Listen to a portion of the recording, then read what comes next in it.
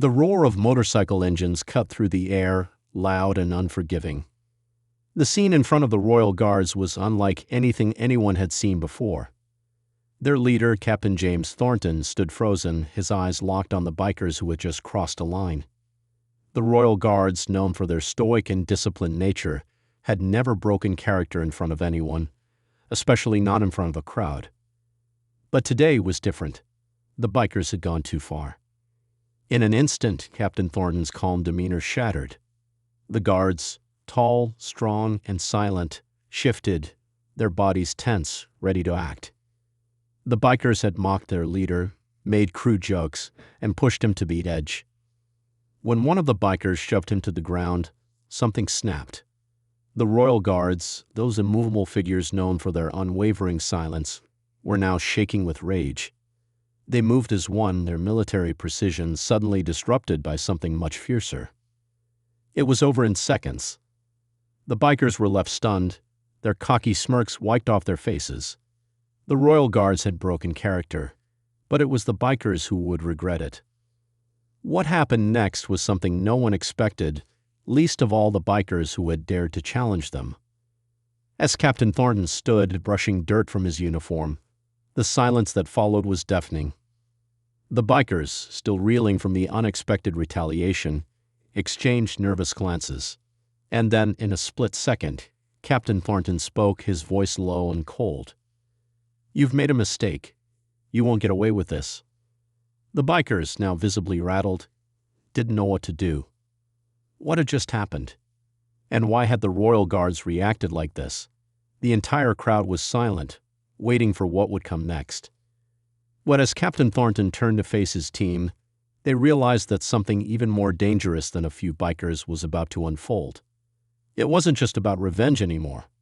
It was about sending a message. What the bikers didn't know was that they had crossed a line no one should have crossed. And the Royal Guards, they would make sure everyone knew it. Earlier that day, in the heart of the city, the Royal Guards were doing what they did best, standing watch outside the royal palace. Their uniforms were immaculate, their posture perfect. Captain James Thornton, a tall man with sharp eyes and a no-nonsense attitude, led his team with an almost eerie quietness. He had been a Royal Guard for over 15 years, and in that time he had seen everything from protests to foreign dignitaries arriving. But nothing had ever made him question his loyalty to his country or his role in this elite unit. The Royal Guards had earned their reputation. They were silent. They were steadfast. They were unwavering.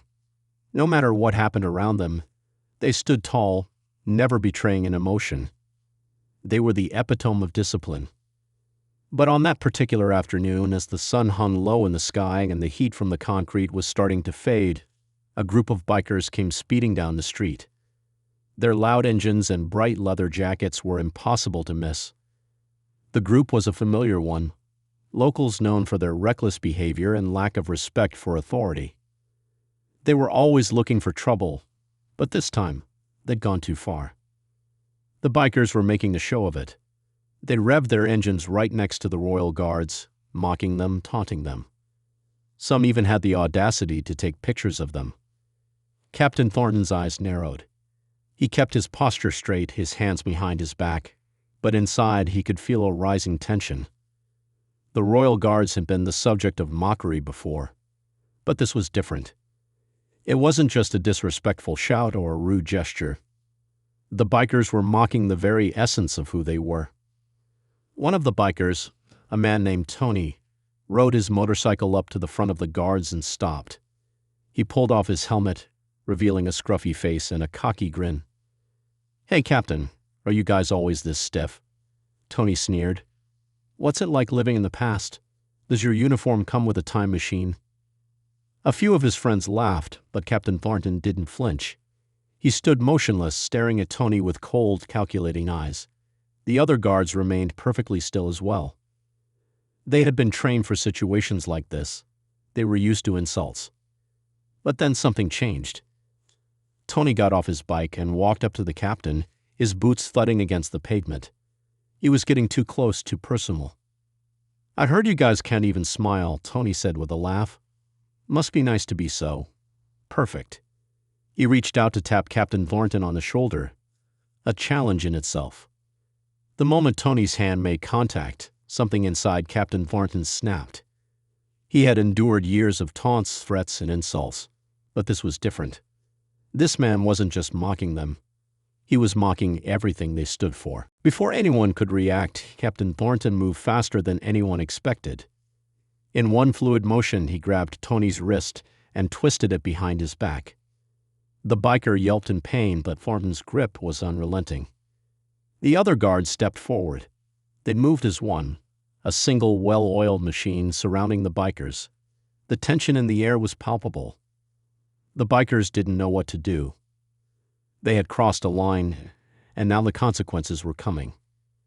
Tony struggled in Captain Thornton's grasp, but the captain only tightened his hold. "You don't touch me, and you don't touch my team," he said in a low, controlled voice. "Understand?" Tony, still wincing in pain, nodded. He had underestimated the Royal Guards, and now he was paying for it. The other bikers stood frozen, staring in disbelief. They had never seen anything like this before.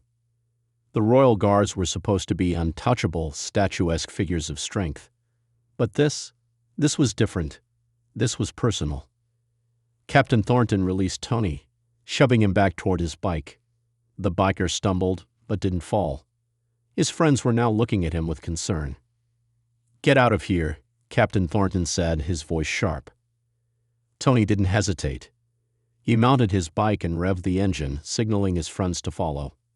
They all sped off, leaving the scene in a blur of exhaust fumes and rubber. The Royal Guard stood still, silent once more. But inside, Captain Thornton knew that this wasn't over. He turned to his team. "Stay alert," he said, his voice cold. "We've made our point, but I have a feeling they won't let it go." The Royal Guards resumed their positions, but the unease lingered in the air. The bikers weren't done yet, and neither were they. Little did Captain Thornton know the bikers would return soon. And when they did, things would spiral into something far more dangerous than anyone could have anticipated. The Royal Guards had broken their character once, but what would happen when they were forced to do it again? The sun dipped below the horizon, painting the sky with hues of orange and purple. The Royal Guards remained in their positions, unmoving, while the last light of day slowly disappeared.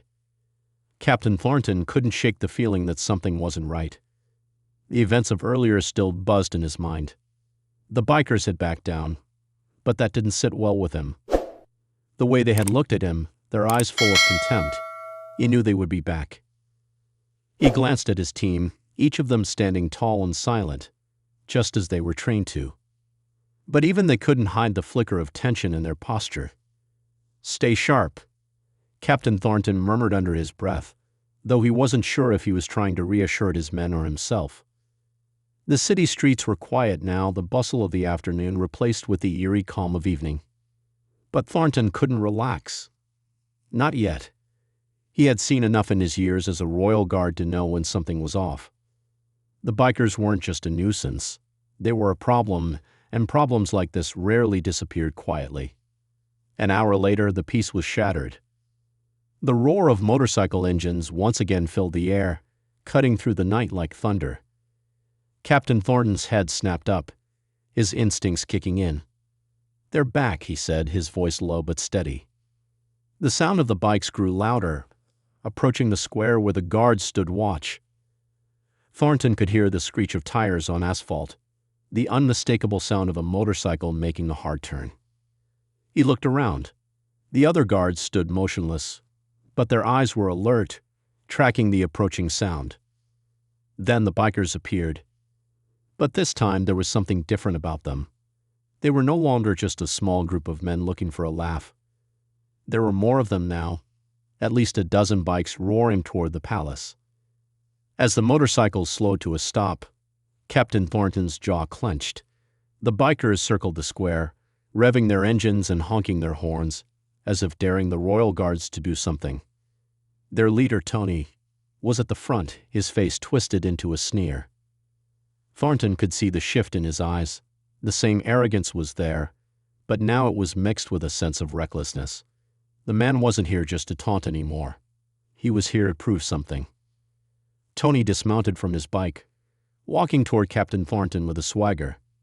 His friends followed, each of them staring the guards down as though daring them to make the first move. "You guys think you're above everyone, huh?" Tony called out, his voice loud and taunting. "Well, I don't take kindly to being pushed around." He pointed directly at Captain Thornton. "You embarrassed me earlier, but now it's your turn. Show me what you've got." Thornton's eyes narrowed. The bikers had come looking for a fight. This wasn't about teasing the Royal Guards anymore. This was personal. And for the first time in years, the captain felt the familiar stirrings of anger in his chest. He had always prided himself on his restraint, on his ability to stay calm and in control. But now, standing face to face with this man who had crossed so many lines, it was hard to keep that control intact. He took a deep breath, feeling the weight of his role as captain. He couldn't let the situation escalate, not without reason. He had a duty to protect the palace, to ensure peace in the city. But Tony wasn't interested in peace, and neither were the rest of the bikers. Without warning, Tony reached into his jacket and pulled out a large, sharpened knife. The gleam of steel in the streetlights sent a wave of shock through the Royal Guards. It wasn't just a challenge anymore. It was a threat. "Are you going to stand there like statues, or are you going to do something?" Tony shouted, waving the knife in the air. Thornton could feel the tension in the air, thick and suffocating. This wasn't a situation that could be talked through. The bikers weren't going to back down, and if they had a weapon. For a split second, Captain Thornton's mind raced. He knew he had no choice but to act, but this wasn't going to be an easy fight.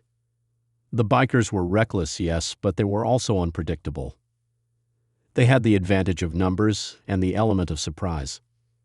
But the Royal Guards had something the bikers didn't: training, discipline, and the kind of strength that could take down any opponent, if they were pushed to their limits. Thornton stepped forward, his voice steady despite the rising adrenaline in his veins. "Put the knife down, Tony," he said, his voice firm. "This isn't the way to settle this." Tony's laugh was loud, mocking. "You think I'm scared of you and your little toys? You're nothing but a joke in these suits." The other bikers circled around, egging Tony on. Their taunts echoed in the square, but it was Tony's words that cut the deepest. To them, the Royal Guards were nothing more than a spectacle, a sideshow act for the tourists and onlookers.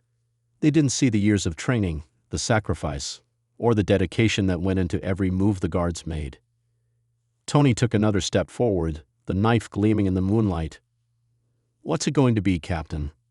You want to prove you're tougher than me? Let's see if you can actually fight." The crowd of bikers cheered, their voices rising in a dangerous crescendo. Tony was no longer just challenging Captain Thornton. He was challenging the entire reputation of the Royal Guards. Captain Thornton knew the moment for words was over. Without a second thought, he moved. In one fluid motion, he drew his baton from his side and swung it with precision, knocking the knife from Tony's hand. The sound of metal hitting concrete echoed across the square. Tony stumbled back, surprised by the speed and power behind the strike. But he recovered quickly, fury flashing in his eyes. The other bikers moved in, their faces contorted with anger, ready to back their leader. But Captain Thornton wasn't alone. The Royal Guards moved as one, their training kicking in. They spread out in perfect formation, closing in on the bikers. Each move was deliberate, practiced, but now there was an edge of violence to it. They weren't just defending anymore, they were fighting back. Tony, realizing he was outnumbered and outmatched, shouted at his crew, "Get them. Don't let them get away with this." The bikers lunged forward, swinging punches, kicking at the guards, but Thornton and his team were ready. Every punch they threw was met with a precise block. Every kick was countered with a swift move. It wasn't long before the bikers began to realize they had made a huge mistake. But just as it seemed like the Royal Guards had gained control, something unexpected happened. From the back of the group, one of the bikers, who had been quietly watching the fight unfold, pulled out a gun. Time seemed to stop. The Royal Guards froze for just a second, unsure of what would happen next. Would this be the moment that everything changed? The cold metal of the gun glinted under the streetlights as the biker slowly raised it toward Captain Thornton. The tension in the air grew thick, almost suffocating. The roar of the engines and the shouting of the bikers faded into a distant buzz, leaving only the unmistakable click of the gun's hammer being pulled back. Thornton's heart raced, but he didn't move. The Royal Guards were trained for all kinds of threats, but this was a situation unlike anything they had faced before. A weapon, a gun, was a game changer. "Don't do it," Captain Thornton said, his voice low but firm. He wasn't talking to the bikers. He wasn't talking to the gunmen. He was talking to himself. He couldn't afford to lose control. Not now. Not when everything was on the edge of tipping over. The biker's hand shook slightly, but his eyes were locked onto the captain. "You made a big mistake messing with us," he spat, his words slurred with anger. "This is how we settle scores." Thornton glanced at his men. They had formed a loose perimeter around the bikers, but they were waiting for his command. They knew as well as he did that this wasn't just about physical strength anymore. It was about managing the situation before it escalated further. The moment the gun was in play, everything changed. "Put the gun down, and we can walk away from this," Thornton said, his voice steady, even though his muscles were coiled tight, ready to react. The biker's eyes flickered to the Royal Guards, then back at the captain. His grip tightened on the gun, but something in his expression shifted. Maybe it was the calm authority in Thornton's voice, or maybe it was the fact that the Royal Guards hadn't flinched, hadn't wavered in the face of such danger. Whatever it was, the biker hesitated, just for a moment. That moment was all it took. Without warning, one of Thornton's men, Corporal Samuel Green, moved faster than anyone could have anticipated. Green, always the quickest on his feet, lunged forward in one swift motion. His baton struck the gunman's wrist with precision, knocking the weapon to the ground with a sharp clang. The gun skittered across the pavement, out of reach. The biker, still in shock from the speed of the attack, was grabbed by two other guards and pulled to the ground, his face slamming into the concrete. For a moment, everything was silent again. The bikers froze, some still eyeing the Royal Guards, others glancing at their fallen friend. Tony, the leader, stood apart from the group, his fists clenched. He seemed to hesitate, as though calculating what to do next. The other bikers weren't sure whether to fight, run, or surrender. "That's enough," Captain Thornton said, his voice rising just enough to be heard. He stepped forward, his baton still gripped firmly in his hand. He looked at the biker on the ground, whose face was now pressed into the street, hands restrained behind his back. "You can walk away right now, or you can face the consequences of your actions." The tension was palpable, the air thick with the threat of more violence, but then something unexpected happened. Tony took a step back, holding up his hands in a gesture of surrender. "We're done," he muttered, his voice shaky but defiant. "We don't need to do this anymore." The other bikers exchanged uncertain glances. It was clear they had never expected the situation to spiral this far out of control. They had taunted the Royal Guards, pushed their buttons, but now they saw what happened when they pushed too hard. Tony, realizing the fight was over, nodded curtly to his crew. "Let's go. Now."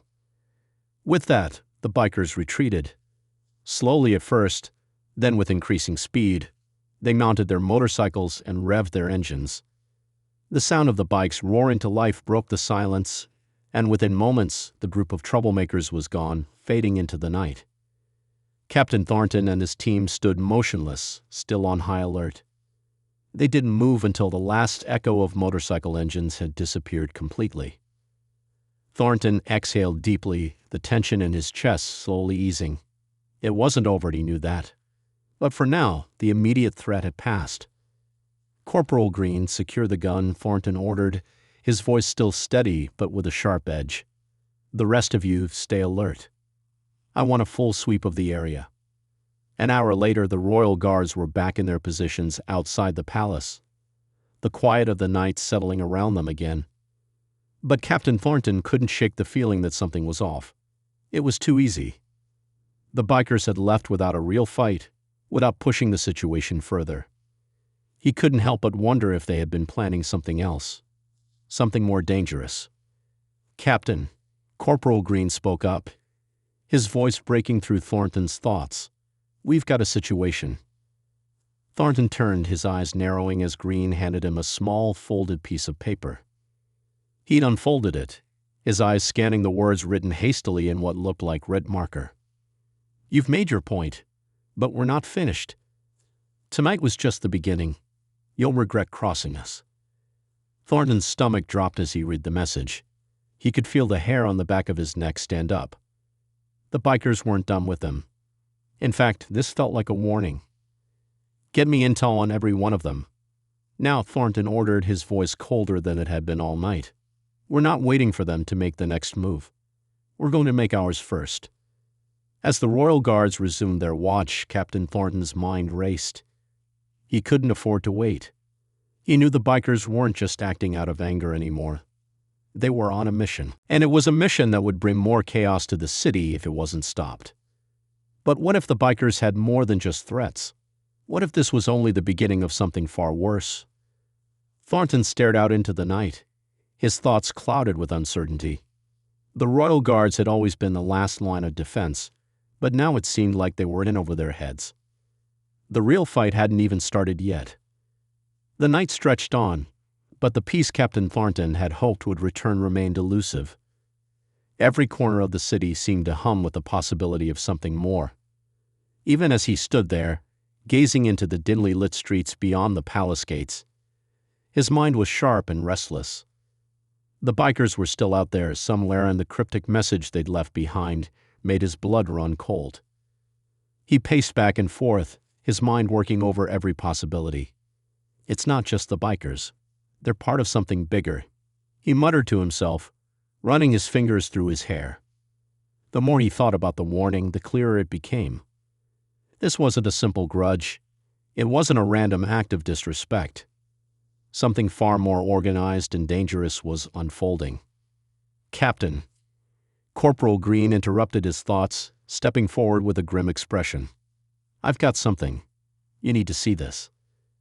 Thornton's pulse quickened as he followed Green to the far end of the square, where a nearby security monitor flickered to life. The images on the screen were grainy, but there was no mistaking what they showed. Several bikers entering a warehouse on the edge of town. The place was isolated, just the kind of location where plans could be made without anyone noticing. "They're meeting up," Green said, "and I think we've just found their base." Thornton's eyes narrowed. This was it. The Royal Guards had been tasked with guarding the palace, but it seemed they were being drawn into something much darker, something that could threaten the city itself. He turned to Green. "Get me the full team. We're moving out." The air was cooler now, the last remnants of daylight fading into the shadows of the night. The Royal Guards moved swiftly, their steps light but deliberate, as they approached the warehouse. It was located on a stretch of road that had once been a bustling industrial district, but had long since fallen into disrepair. Now it was home to nothing but abandoned buildings and empty streets, perfect for the bikers to hide in plain sight. As they neared the warehouse, Captain Thornton gestured for the guards to spread out. He had no idea what he would find inside, but he couldn't afford to be caught off guard again. They'd already made their presence known once. There was no telling what the bikers might do next. They moved in close, the shadows concealing them as they positioned themselves near the warehouse's rear entrance. The flickering light inside gave the place an eerie atmosphere, casting strange shapes across the cracked pavement. "On my mark," Thornton whispered, his voice steady as always.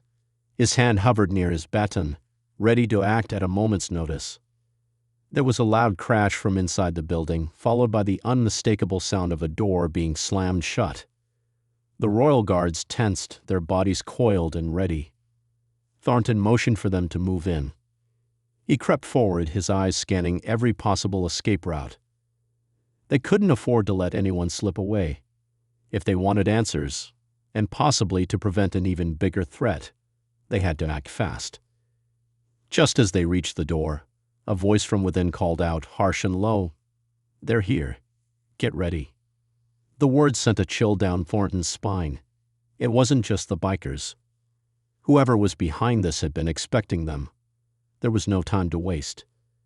Thornton didn't hesitate. He kicked open the door with a force that sent it crashing against the wall. The royal guards stormed inside, their batons raised and ready for whatever lay ahead. The scene inside was unlike anything they had expected. The warehouse was filled with large crates, some of them stacked high, others pushed against the walls. But it wasn't the crates that caught their attention. It was the group of bikers gathered around a large table in the center of the room. And it wasn't just bikers. There were several men in suits, black suits, with the kind of cold, calculating expressions that sent a shiver down Thornton's spine. The kind of men who didn't belong in a place like this. They looked out of place among the leather jackets and rough attitudes of the bikers. Captain Thornton, one of the men in a suit, said, his voice smooth but condescending, "I was wondering when you'd show up." Thornton's eyes narrowed. "Who are you?" he demanded. The man smirked, his fingers lightly tapping on the edge of the table.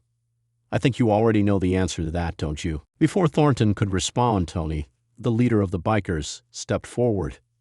His face was bruised from the earlier encounter, but his eyes gleamed with a new kind of determination.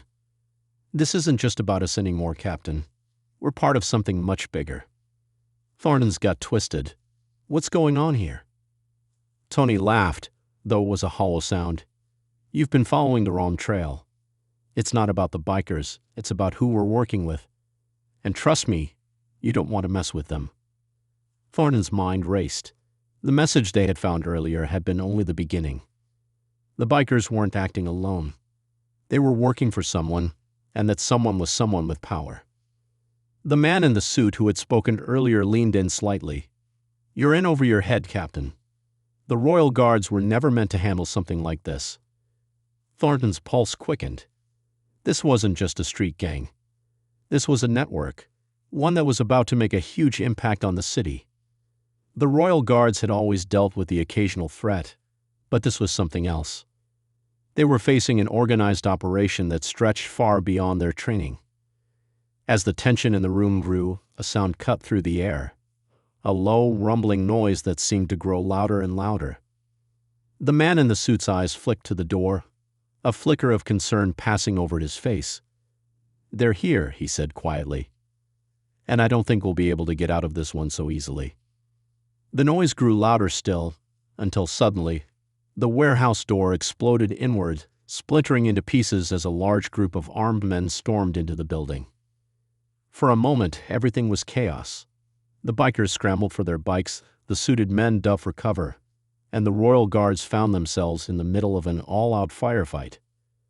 Thornton's instincts kicked in and he moved quickly, pushing his team into defensive positions. His mind raced, but he kept his composure, focusing on the task at hand. The situation had just gone from bad to worse. The Royal Guards had been pulled into a battle they hadn't anticipated, and they were now facing an enemy that wasn't just a group of angry bikers. This was war. The explosion of gunfire filled the air, deafening and chaotic. The Royal Guards dove for cover as the armed men stormed into the warehouse. The bright flash of muzzle fire lit up the room, sending shadows dancing across the walls. Captain Thornton barely had time to react. "Stay down," he barked to his team, his voice cutting through the noise. "Don't engage unless you have no choice." The Royal Guards took cover behind crates and steel beams, trying to make sense of the madness around them.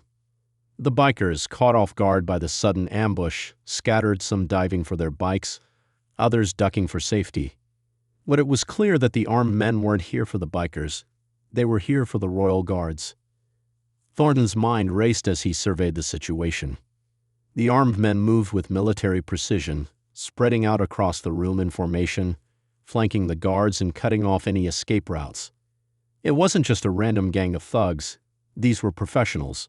They were coordinated, disciplined, and worse, they seemed to know exactly who they were after. Tony, the leader of the bikers, had barely gotten on his bike when the firefight began. He swerved to the side, narrowly avoiding a bullet that whizzed past his head. He skidded to a halt, cursing under his breath, and then quickly dismounted, rushing to the nearest cover. "This isn't our fight anymore," Tony shouted to Captain Thornton, his voice hoarse with panic. These guys are serious. They don't care about us. They're here for you." Thornton didn't have time to process the words. He was too busy assessing the threat in front of him. The gunfire was steady now, coming from all sides. The armed men had surrounded the warehouse, and more of them were pouring in from the back entrance. They weren't just here to take out the royal guards. They were here to eliminate them entirely. "Green, take point," Thornton shouted. "The rest of you, cover our flanks. We're not leaving here until we know who's behind this." But just as he gave the command, a loud explosion erupted from the back of the warehouse. The shockwave slammed into Thornton's chest, throwing him back against a crate. His ears rang, and for a moment everything seemed to blur. His vision swam as the warehouse shook around him. "Captain!" Corporal Green yelled, rushing to Thornton's side. Thornton staggered to his feet, shaken but alive. "We need to move now," he barked, shaking off the dizziness. The explosion had clearly been a diversion, something to draw their attention while the real objective unfolded. He grabbed his radio, his fingers stiff from the shock. "This is Captain Thornton. We need reinforcements. Now. This is bigger than we thought." The response crackled in his earpiece, but the voice that came through wasn't the one he expected. "Captain, this is Sergeant Hayes. We've lost contact with the rest of the city. No one can get through to us." Thornton's heart sank. "What do you mean, lost contact? Get me a line to command." "Negative, sir," Hayes replied. "All lines are down. Something's blocking the signal. You're on your own." The realization hit him like a punch to the gut. The armed men, whoever they were, hadn't just come for the royal guards. They were making sure there would be no outside help, no backup, no way to warn the city. "We're going to need to handle this ourselves," Thornton said, his voice grim. He motioned for Green to follow him, and together they began moving toward the center of the warehouse, where the gunfire was coming from thickest. Meanwhile, Tony was crouched behind an overturned crate, trying to make sense of the situation. His heart pounded in his chest as he watched the royal guards fight for their lives. The bikers, most of them now huddled behind whatever cover they could find, had no idea what to do next. They had been in plenty of brawls before, but this was a whole different level. These weren't just street thugs. They were highly trained soldiers, and the bikers were out of their league. Tony glanced at the others. "We need to get out of here. This isn't worth it. We've crossed the line." But one of the bikers, a younger guy with tattoos covering both arms, shook his head. "What, you're just gonna leave them to get wiped out? After everything we've done?" Tony's expression was hard, his jaw clenched. "I don't care about what we've done. These guys will kill us if we stay." The young biker's eyes burned with anger. "Then we fight. I don't know about you, but I'm not running." Tony's gaze flicked over to Captain Thornton, who was coordinating his team, moving through the firefight with a calm efficiency that Tony couldn't help but respect. Maybe it was that respect, or maybe it was just the way things had gotten completely out of control. But something inside Tony snapped. He wasn't going to run. Not anymore. "Fine," Tony growled. "We'll help them. But we stick together, understand?" The young biker nodded, grinning. "You've got it, boss." As the royal guards fought their way deeper into the warehouse, Captain Thornton's mind was clear, his focus unwavering. The gunfire was relentless, but he knew they had to push forward. He couldn't afford to let the enemy hold their ground. "Green, take the left flank," Thornton shouted, ducking behind a stack of crates as a bullet whizzed past his ear. "I'll cover the right. We're taking this place now." Green nodded and sprinted to his position, while Thornton dropped to a crouch and took aim at one of the armed men advancing toward them. The man was in a suit, an odd detail that had caught Thornton's attention earlier, but now it wasn't important. What mattered was getting through this fight alive. Thornton fired, the crack of his gun echoing through the warehouse, and the man dropped to the floor, clutching his shoulder. But there was no time to celebrate the small victory. In the chaos, Tony and the bikers had joined the fray, moving with surprising speed. Tony, in particular, was proving to be a valuable asset. Despite his rough exterior, he had a certain kind of raw determination that made him dangerous. With a shout, Tony charged at one of the armed men, knocking him off balance and taking his gun in one fluid motion. The man, stunned, tried to pull away, but Tony had already knocked him out with a punch to the jaw. "Move, move, move," Tony shouted, tossing the gun aside and gesturing for the Royal Guards to advance. "We've got this. Let's get them." Captain Thornton, momentarily taken aback by the unexpected help, nodded grimly. "We keep pushing forward, no matter what." But as they made their way deeper into the warehouse, the sound of more footsteps came from the back. A whole new wave of enemies was approaching, and this time, they weren't just armed with guns. The door to the far end of the warehouse burst open, and a massive figure stepped into the room. He was tall, broad-shouldered, and armored head to toe in black gear. His helmet reflected the dim light, obscuring his face, but there was no mistaking the heavy machine gun he held in his hands. The room fell silent for a split second before the newcomer raised his weapon and began to spray the room with gunfire. The deafening roar of the machine gun filled the warehouse, and Captain Thornton's instincts kicked in. He dove to the floor, shouting for his team to take cover. The bullets tore through the air, ricocheting off steel beams and crates, sending splinters flying in every direction. The entire room seemed to explode in chaos once again as everyone scrambled to avoid the hail of gunfire. Thornton's heart pounded in his chest as he pressed himself flat against the cold concrete, his mind racing. The armored figure, who had just entered the room, was like a walking tank, mowing down anything in his path. The machine gun he held was powerful, spraying bullets with an accuracy and speed that made it nearly impossible to outrun. "Crean, get to the far side," Thornton shouted. "We need to flank him." But it was clear that the armored figure wasn't just here to shoot and leave. His presence alone had shifted the entire dynamic of the battle. No longer were the Royal Guards fighting only the bikers and the men in suits. They were now facing a deadly force with weapons far beyond their usual scope. The bikers, who had briefly joined forces with the Royal Guards, were now scattered, caught between the fire from the armored man and the men in suits. Some had taken cover behind crates, while others were crouched low to the ground, unsure of what to do next. It was clear none of them had ever faced anything like this before. Tony, still crouched behind an overturned crate, looked up at the imposing figure with wide eyes. "That's no ordinary soldier," he muttered, more to himself than anyone else. "Who the hell are these people?" Before anyone could answer, the armored figure stopped firing momentarily, as if he was calculating his next move. The silence that followed was almost worse than the gunfire. Then, without warning, he launched himself forward, his heavy boots thudding against the concrete floor as he charged toward Captain Thornton's position. "Get down," Thornton shouted, pushing Green out of the way just in time as the armored figure charged past, narrowly missing them. The figure's shoulder collided with a stack of crates, sending them toppling over with a loud crash. The Royal Guards scrambled to their feet, their adrenaline pumping as they regained their footing. Thornton gritted his teeth and signaled to Green. "Take him out," he ordered. But as Green raised his weapon, the armored figure turned sharply, spinning to face them with lightning speed. A deafening clang echoed through the room as he swung a massive armored fist toward Green, knocking the rifle from his hands. Before Green could react, the figure's gloved hand shot out and grabbed him by the throat, lifting him off the ground with terrifying ease. The guards around them were frozen for a split second, unsure of what to do. Thornton's heart skipped a beat.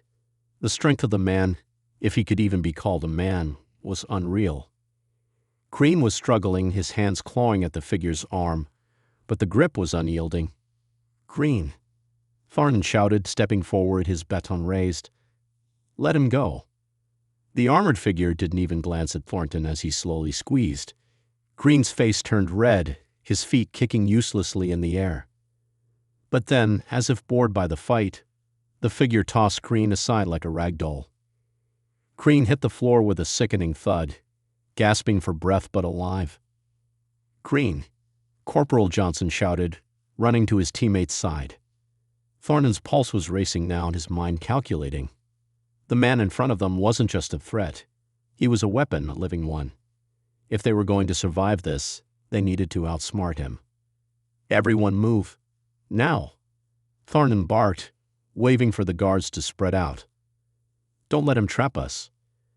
The Royal Guards scattered, ducking behind crates and other structures for cover.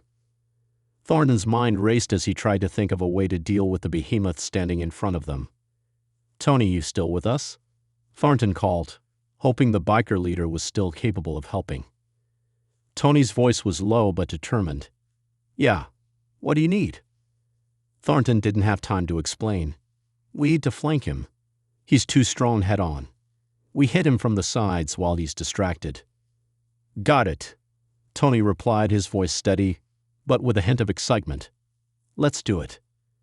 The Royal Guards and the bikers, their uneasy alliance growing stronger by the second, began to move as one. They worked quickly, carefully positioning themselves behind the crates. The armored figure, still standing in the center of the room, was scanning the area for his next target. Thornton waited, his breath shallow, his body tense. He could hear his teammates moving into position, and he knew this was their best shot. One misstep, and it would all fall apart. "Now!" Thornton shouted. With a coordinated effort, both the Royal Guards and the bikers sprang into action. Thornton, with his baton raised, charged from one side, while Tony and two of his crew members surged from the other. They moved in fast, each one aiming for the vulnerable points in the armored man's defense. But the figure was faster than they anticipated. He spun to face them with terrifying precision, knocking Tony aside with a swift backhand that sent him flying into a pile of crates. One of the bikers fired a shot, but the figure's armored suit absorbed the impact without a flinch. Thornton wasn't giving up. As the figure swung his fist toward him, Thornton ducked just in time, using his baton to deflect the blow and narrowly avoiding being crushed under the weight of the man's punch.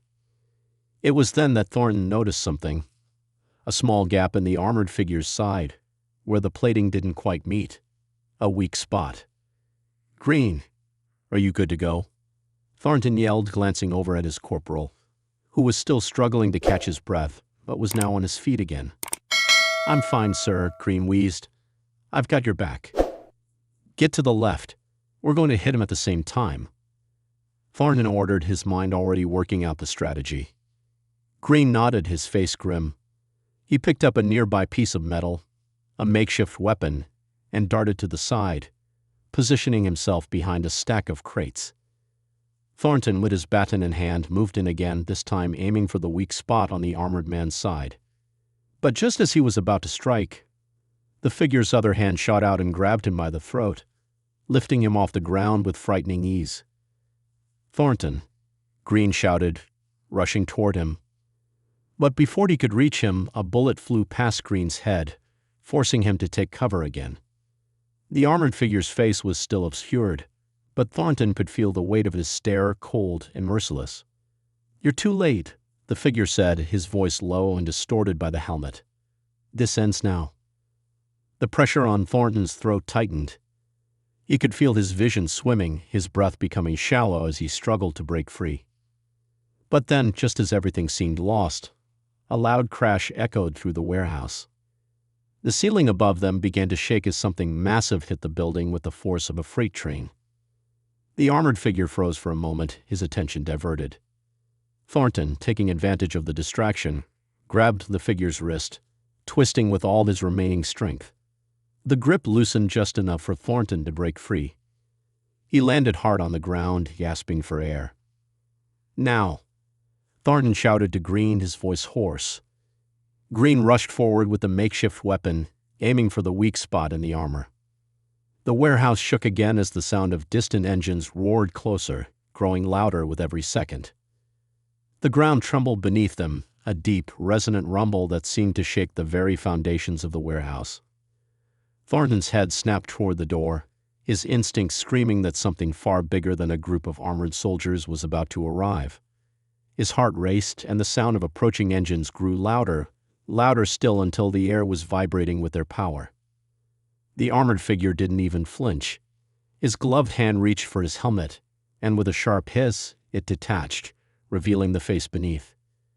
Captain Thornton's breath caught in his throat. The man's face wasn't what he had expected. Not a hardened soldier or mercenary, but someone almost familiar.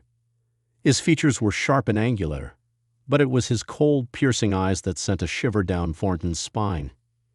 "You should have stayed out of this, Captain," the man said, his voice colder than the steel surrounding them. "You have no idea what you're dealing with." Thornton barely registered the words. His mind was focused on something far more pressing, the roar of engines outside. His team, still reeling from the chaotic firefight, was in no shape to face whatever was coming. "Green, move!" Thornton shouted, gesturing for his corporal to get to safety. But Green, with a look of grim determination, didn't hesitate. He lifted the heavy metal pipe in his hand and lunged at the armored figure, aiming for the weak spot in the side of the man's armor. For a moment it seemed as though the strike might land, but the armored man sidestepped with terrifying agility, grabbing Green by the arm and throwing him across the room with a brutal force. Thornton's mind raced. There was no way they could take this guy down head-on. He needed to think fast. Just as he prepared to make his move, the doors at the far end of the warehouse burst open with a deafening crash. The Royal Guards, along with the remaining bikers, turned their heads to see what could be coming next. And what came through those doors was nothing short of an assault. Massive military trucks, armored to the hilt, barreled into the warehouse, blocking the exits and surrounding the entire area. More armored soldiers poured from the vehicles, their faces obscured by combat helmets.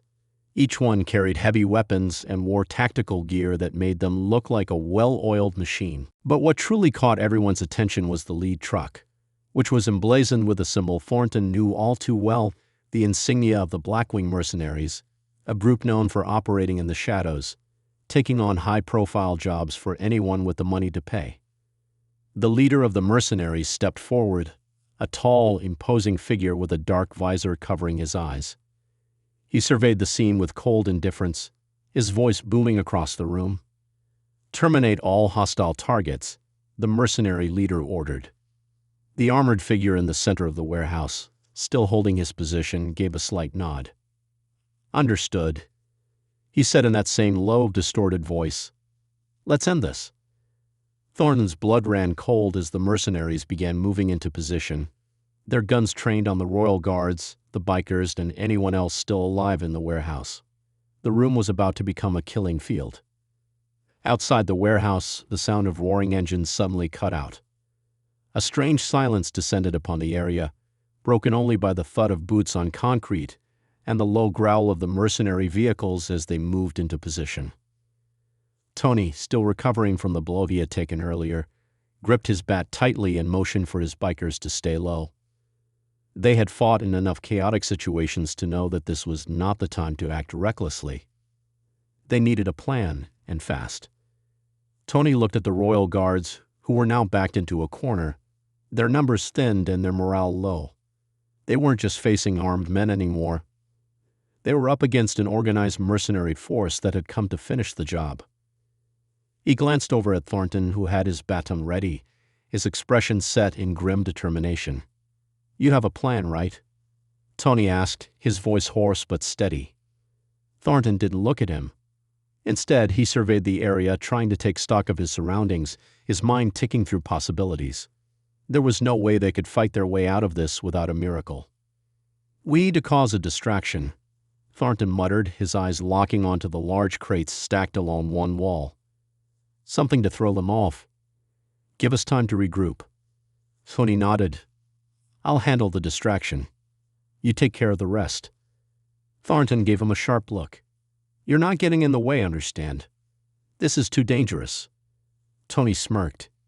"Danger's my middle name." Thornton couldn't help but let out a low chuckle. It wasn't much, but it was enough to ease the tension in his chest. For a brief moment he allowed himself to believe that maybe, just maybe, they had a chance. The mercenaries who had spread out across the warehouse were now closing in. The armored figure, still standing near the center, turned to face the oncoming wave of enemies, his eyes scanning for any sign of rebellion. He wasn't worried, though. His armor was near indestructible, and his strength was beyond anything a regular man could withstand. The bikers had been fools to challenge him, and the royal guards were simply a minor obstacle. As the first group of mercenaries approached the royal guards, they began to fan out in a perfect perimeter, guns at the ready. The room felt suffocating, as though the very walls were closing in. Then, without warning, a deafening explosion rocked the far side of the warehouse, sending a shockwave that rattled the entire building. The sound was so loud it nearly drowned out the screams of shock and the sounds of metal tearing apart. The mercenaries, startled by the explosion, immediately dove for cover, their heads swiveling toward the source of the blast. Tony stood at the far end of the warehouse, smoke rising from the wreckage of a large crate he had set on fire with a small explosive device. His grin was wide, almost manic, as he raised his hands in mock surrender. "Now's your chance, Captain," he yelled, his voice echoing through the warehouse. "Get them while they're distracted." Thornton wasted no time. He motioned for Green and the rest of the team to follow him, charging toward the mercenaries who were still trying to regain their composure. The bikers, too, took action, rushing toward the mercenaries in an attempt to break their line. But the mercenary leader quickly regained control, shouting orders to his team as they began to fight back, opening fire on anyone who dared to advance. The armored figure, seeing his opportunity, stepped forward again, raising his machine gun, ready to unleash another wave of deadly fire. Just as he began to pull the trigger, a loud bang echoed through the warehouse, and the lights flickered. A shadow moved in the corner of Thornton's eye, a figure slipping silently through the darkness. Before the armored figure could react, something heavy collided with the back of his helmet, sending him stumbling forward. The machine gun went off with a deafening roar, but the shot went wild, ricocheting off a metal beam and splintering the nearby crates. The armored figure spun around, but the shadowy figure was already gone, lost in the smoke and confusion. "Who the hell was that?" The mercenary leader growled, his eyes scanning the room. He was no fool. Someone was playing games with them, and it wasn't Tony or the royal guards. But before he could give another order, the ground shook again. This time it wasn't an explosion. It was a much more dangerous arrival. The sound of approaching engines grew louder once more, but this time it wasn't from any truck or military vehicle. The unmistakable roar of a powerful bike engine filled the room. Thornton's heart skipped a beat. He knew that sound. Tony's eyes widened. No way. A lone figure on a sleek black motorcycle came tearing through the warehouse doors, skidding to a stop in the middle of the chaos. The rider, dressed in all black, removed their helmet to reveal a familiar face. Captain Thornton's mouth went dry. It was his old partner, Sergeant Hayes. The moment Sergeant Hayes' helmet came off, the room seemed to freeze. The air was thick with tension, a noise of gunfire and shouting falling silent for just a heartbeat as everyone turned to look at her. Sergeant Hayes was a figure from Thornton's past, a ghost of sorts. She had disappeared years ago under strange circumstances, and no one had heard from her since. No one knew if she was dead, gone rogue, or something else entirely. The fact that she was here now, on the battlefield with a motorcycle and a clear purpose, sent a jolt of shock through Thornton's system. Her short-cropped hair was darker than he remembered, her expression cold but focused. She glanced around the room, her gaze locking onto Thornton's for a moment. "I'm not here to make friends, Captain," she said, her voice steady, almost too calm for the chaos surrounding them. "But it looks like you need a hand." Thornton opened his mouth to speak, but before he could form the words, Hayes was already in motion. She reached down to the side of her motorcycle, pulling out a high-powered sniper rifle that had been strapped to the back. Without hesitation, she took a knee, lined up her shot, and fired. The first shot hit the armored figure square in the chest, sending a shockwave through the warehouse as the heavy armor absorbed the impact. The figure staggered but didn't go down. Not enough, Hayes muttered, reloading the rifle with smooth, practiced motions. Gotta aim for the joints. Tony, who had been staring at Hayes in disbelief, snapped to action. Now's your chance. He yelled at Thornton, waving his hand at the mercenaries who were still regrouping. Thornton didn't need to be told twice. He signaled to Green and the other Royal Guards to advance, and they charged forward, taking advantage of the mercenaries' confusion. The bikers followed close behind, their weapons drawn, ready to hit hard while the mercenaries were distracted by Hayes' sniper fire. The mercenary leader, visibly rattled, barked orders to his men, trying to regain control. But Hayes' shots kept coming, each one hitting closer and closer to the vulnerable joints in the armored figure's suit. The once unstoppable soldier was slowing down, the suit's power seemingly draining with each shot. "Keep it up, Hayes," Thornton yelled, pushing forward. "We've got to finish this." Just as Hayes took another shot, the armored figure finally stumbled. His knee buckled under him, and he fell to one knee. It was the break they needed. Thornton sprinted forward, using the chaos as cover, and reached the fallen soldier just as Hayes lined up another shot. "Now!" Thornton shouted. With precision and speed, Thornton dove into the fray, landing a powerful strike to the armored figure's side, just below the joint Hayes had targeted. The man let out a strangled grunt, his armor dented and cracked from the impact. He tried to raise his gun, but his movements were sluggish, uncoordinated. Hayes' final shot rang out, hitting the weak point in the suit right behind the knee joint, and the armored man collapsed completely. His heavy armor clattered to the floor with a metallic thud, and the warehouse fell eerily silent for a moment. The mercenaries, unsure of how to respond, hesitated. Their leader, now furious and visibly sweating, turned to face Hayes, who was already reloading her sniper rifle, unflinching. "Who are you working for?" The mercenary leader demanded, his voice a low growl. "You've no idea what you've just started." Hayes smirked, standing up slowly, her weapon still trained on him. "I'm working for myself, if that's what you're asking," she said, her tone dripping with confidence. "And right now, I'm working for you to be the next one on the ground." The mercenary leader's eyes narrowed, and his hand shot to the side, signaling for his men to advance. But before they could react, another explosion shook the warehouse, this one coming from the back of the room. The entire wall seemed to cave in, sending debris flying in every direction. The explosion wasn't from the Royal Guards or the bikers. It was something far bigger.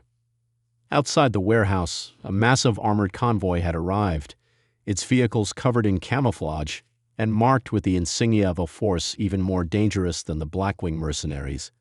These were not ordinary soldiers. They were an elite tactical team known as the Shadow Legion. The very sight of their vehicles, with their blacked-out windows and powerful armored plating, sent a chill through everyone watching. The Shadow Legion had a reputation for being ruthless, precise, and entirely unpredictable. And they had come to finish what the mercenaries started. "Move, move, move," shouted a voice from one of the vehicles as the Shadow Legion soldiers poured into the warehouse with military precision. They were armed with the latest weapons, and their movements were synchronized, each soldier covering a different angle of attack as they entered the fray. The Royal Guards, who had barely begun to regroup, found themselves under a new barrage of fire. The bikers, who had been caught in the chaos, were now scrambling for cover, unsure of who they could trust in this rapidly escalating battle. Thornton's pulse quickened as he saw the Shadow Legion soldiers closing in on them. The situation had just gone from bad to worse. They were no longer dealing with mercenaries. They were up against the most feared Black Ops unit in the world. "Thornton," Hayes shouted, her sniper rifle in hand, as she ducked behind a stack of crates. "We need to get out of here. This is way beyond what we can handle." But there was no time to retreat. The Shadow Legion was everywhere, their rifles trained on any moving target. Thornton glanced at his team. Green was down behind cover. Tony was rallying his bikers, but the odds were quickly stacking up against them. The mercenaries were still alive, their leader now barking orders to his remaining men to regroup. Hayes' sharp eyes caught sight of a nearby control panel, hidden beneath some rubble. Without thinking, she grabbed Thornton by the arm. "Trust me," she said urgently, dragging him toward the panel. "If we can hit this, we might be able to disable their comms. It'll give us a shot at getting out of here alive." Thornton hesitated for a moment. They were pinned down and time was running out. The Shadow Legion was closing in. "Do it," Thornton said, his voice hard and resolute. "We'll cover you." Hayes dropped to her knees in front of the panel, quickly working her way through the wires with the precision of someone who had done this 100 times before. The sound of gunfire and explosions filled the air, but Hayes was completely focused, her hands moving in swift, practiced motions. "You've got 5 seconds," she called out, not looking up.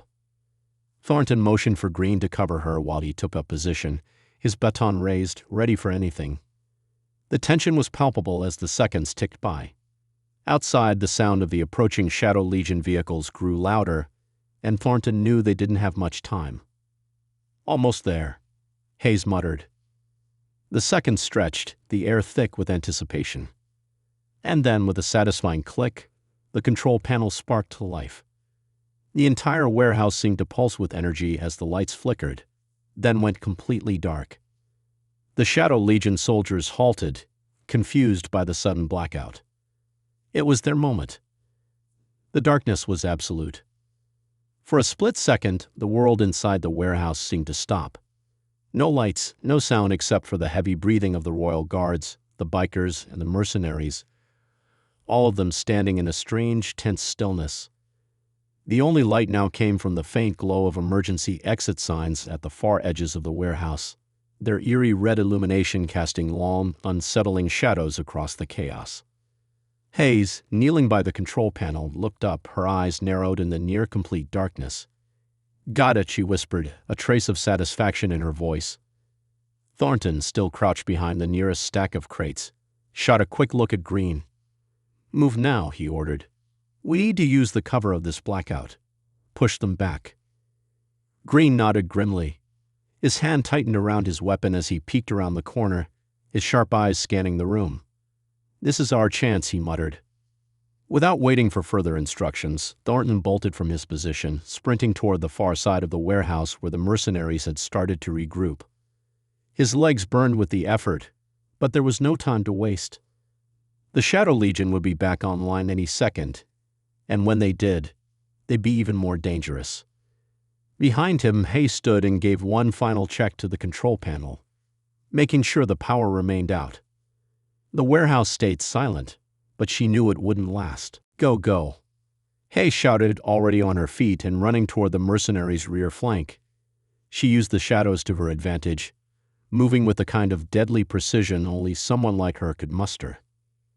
Thornton and Green moved in tandem, each one aware of the other's movements, covering each other's backs.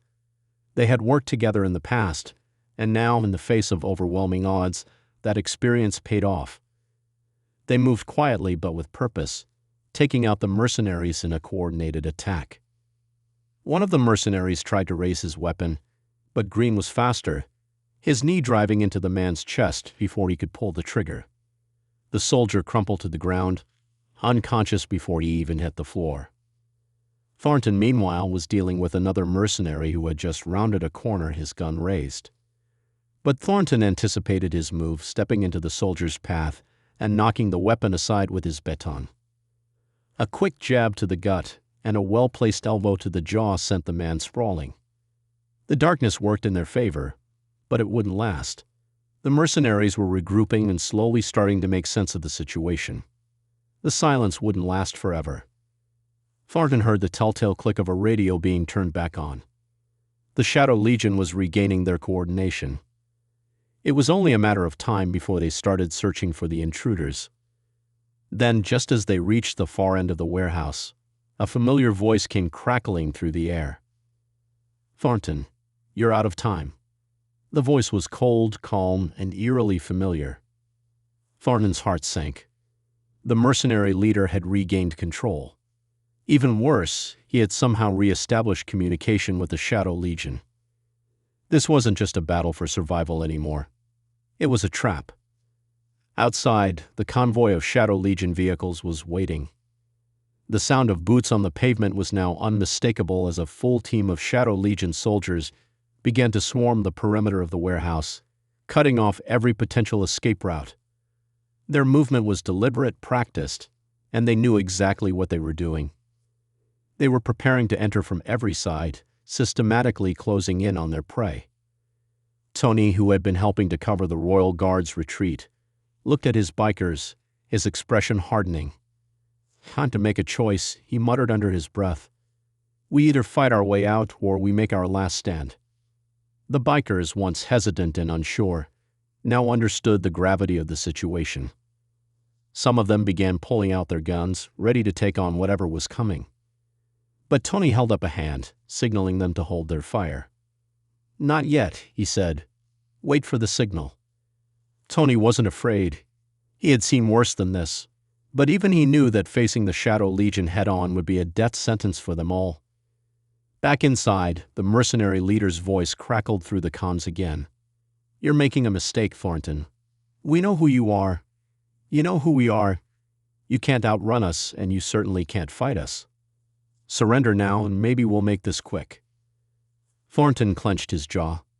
There was no way he was giving in. Not now, not when they were this close to taking control of the situation. "I don't think so," he said under his breath, staring into the darkness. "We're not done yet." He motioned for Green to cover him as he moved toward the entrance, trying to gauge how many mercenaries were still in the area. The silence was almost suffocating now, the tension unbearable. Then, just as he was about to give the order to regroup, a single bright beam of light pierced the darkness. The overhead lights flickered to life once again, illuminating the entire warehouse.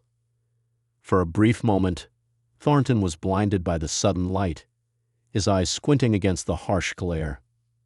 Then, as his vision adjusted, he realized what had happened.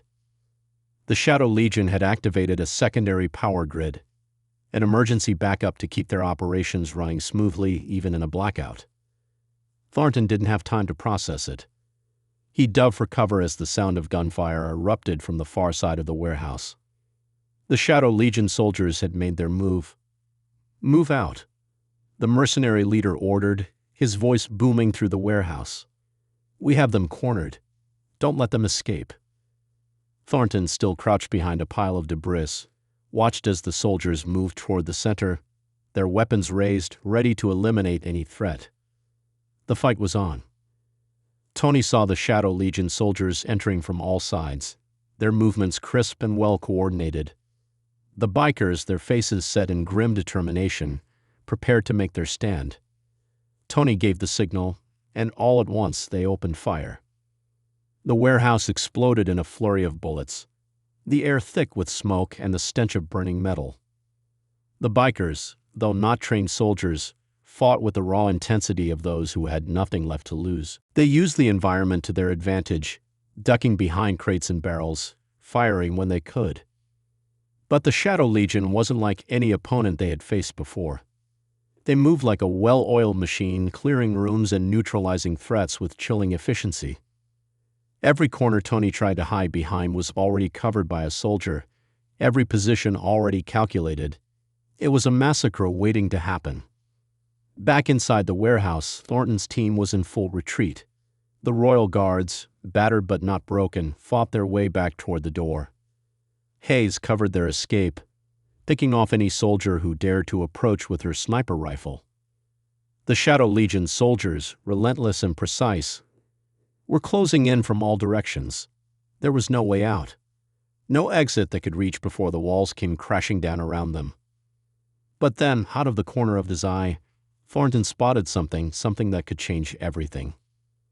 A large steel door, hidden behind a stack of crates, was slightly ajar. The light from the emergency grid illuminated it just enough for him to see the faint outline of a potential escape route. But it was heavily guarded. Thornton's eyes locked onto the door, his mind racing. There was no time to hesitate. They had one shot at this. He motioned for Green and Hayes to cover him. "That's our way out," he said, his voice calm but urgent. "On my mark, we move. No looking back." And then, with a final breath, He sprinted toward the door, the sounds of gunfire and chaos echoing behind him. But would they make it out alive? The moment Thornton broke for the steel door, everything seemed to happen in slow motion. He could hear the muffled roar of gunfire behind him, the cries of battle, the relentless footsteps of the Shadow Legion soldiers advancing from all directions. But he didn't look back. He couldn't afford to. His mind was laser-focused on the door ahead, his one chance at escape. His heart pounded in his chest as he sprinted, the sound of his own footsteps the only thing he could hear in the chaos. Behind him, Hayes and Green provided cover, laying down suppressive fire as best they could. Hayes, her sniper rifle in hand, picked off a soldier who tried to flank them from the left. Green, his expression grim, fired his sidearm at any mercenary who dared to get too close. They were running out of time. Thornton reached the door in a flash, his hand slamming into the cold metal as he yanked it open. The narrow passage beyond was dark, the air thick with the smell of old rust and decay. It wasn't much, but it was their only shot. "Move," Thornton shouted, beckoning for his team to follow. Green was the first to join him, moving swiftly into the shadows of the tunnel. Hayes followed, but not before taking one last look over her shoulder, her sharp eyes scanning the battlefield. "Come on, Hayes," Thornton urged, already halfway down the passage. Hayes hesitated, then fired one last shot at an approaching mercenary before slamming the door shut behind them with a heavy clang. For a moment there was only silence, the kind that comes after a storm. The noise of the battle outside was muffled, and the echo of their footsteps in the tunnel was the only sound that filled the air. They moved quickly through the dark passage, the concrete walls pressing in around them. Thornton's mind raced. They had no idea where this tunnel would lead, or if it even connected to an exit. They had just one chance to make it out alive. If they didn't find another way out soon, they'd be trapped between two enemies, the Shadow Legion on one side, the Blackwing mercenaries on the other. The passage twisted and turned, each step deeper into the unknown. But Thornton had been in worse situations. This wasn't over yet. Back outside the warehouse, the battle raged on. The mercenaries and Shadow Legion soldiers had locked in on the bikers, now fighting for their lives just to hold their ground. Tony, grimly setting his jaw, was still in the thick of it. "Don't let them get away," the mercenary leader shouted, his voice filled with fury. "Get the Royal Guards, now." But Tony, surrounded by his remaining bikers, wasn't about to give up. "Keep fighting," he yelled, aiming his gun at an oncoming soldier. "We'll take as many of them down as we can." He had no illusions about survival. But they had one goal: keep the enemy distracted long enough for Thornton and his team to get away. And for that, they'd need to fight with everything they had left. The sound of gunfire was deafening, but it only seemed to fuel Tony's resolve. He fired back, not knowing if he'd make it out of this. He didn't care. The bikers, bloodied and bruised, fought with a raw intensity, desperate to hold their ground. Meanwhile, in the tunnel, the Royal Guards were moving swiftly. The walls seemed to close in around them as they pushed forward, the damp air getting colder the deeper they went. Thornton's senses were on high alert, listening for any sounds that might signal an incoming threat. But so far, the tunnel remained eerily silent. "Do you think they're still following us?" Green asked, his voice low but steady. "I don't know," Thornton replied. "But we can't risk waiting around to find out." Suddenly, a faint light flickered at the end of the passage. Thornton's heart skipped a beat. Could it be an exit? He increased his pace, signaling for Green and Hayes to follow. They moved faster now, their footsteps echoing as they neared the end. Then, as they rounded a corner, the light became clearer. It was coming from a set of heavy metal doors, doors that appeared to be the kind used in secure military installations. "That's got to be it," Thornton muttered. "We're getting out." But just as they reached the doors, they heard the unmistakable sound of boots in the distance. The Shadow Legion had found the tunnel. "Go," Thornton ordered, his hand already on the door's handle. With a quick shove, the door opened with a heavy creak. Beyond it, there was a narrow alley, lit by the faint glow of streetlights. The sound of gunfire and shouting seemed distant now, but they knew it wasn't over. At the back, Hayes said, pointing toward the alley that led to a nearby street, "We need to keep moving." They were moments away from freedom, but as they stepped into the alley, the unmistakable roar of engines filled the air. The heavy rumble of approaching vehicles echoed down the street, getting louder with each passing second. Thornton's eyes narrowed. No, not now. Not when they were so close. But as the vehicles emerged from the shadows, Thornton saw something that made his heart drop. A convoy of trucks, black, armored, and bristling with weapons. It was the Blackwing mercenaries. They had been one step ahead of them all along. Thornton gritted his teeth, his mind racing. We're not going down without a fight. Hayes was already assessing the situation. We need to get to cover. If we can hit one of their trucks, it'll buy us enough time to escape. Green nodded, looking at the alleyways ahead. We can't go back now. We either fight or we die here. Thornton gave them a firm nod. Then let's fight. The next moments were a blur. The Royal Guards, despite their exhaustion, formed a defensive line, their backs to the wall, ready for whatever came next. They could hear the engines approaching, the sound of heavy military trucks grinding against the pavement. The Shadow Legion soldiers, now positioned around them, readied their weapons. Then, without warning, the first truck came into view, barreling down the street toward them. Thornton was about to give the order to open fire when, from the far end of the alley, a single shot rang out. The truck swerved violently to the side, its front tires blown out by a well-placed sniper shot. The convoy screeched to a halt. The mercenaries, startled, scrambled to respond, but before they could react, another figure emerged from the shadows. It was Tony, on his motorcycle. He wasn't alone. Several of the remaining bikers followed him, their guns raised as they charged the mercenaries and Shadow Legion soldiers, distracting them just long enough for Thornton's team to make their move. Go, go, go, Tony shouted, weaving in and out of traffic, his motorcycle roaring through the chaos. With no time to waste, Thornton and Hayes pushed forward, darting into the street, their weapons raised. The mercenaries and Shadow Legion soldiers were scattered, disoriented, caught off guard by the unexpected reinforcements.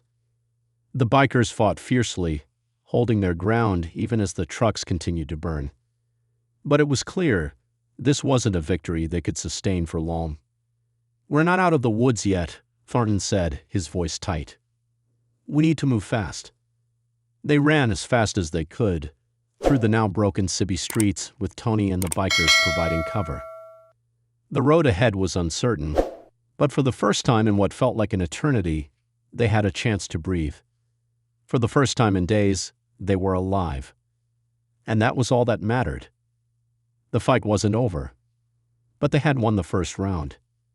As the sound of engines faded into the distance, and the adrenaline finally began to wear off, Thornton looked at his team, his Royal Guards, his old partner Hayes, and even Tony and the bikers who had become unlikely allies. There was a long road ahead, but together, they had survived. And together, they would face whatever came next.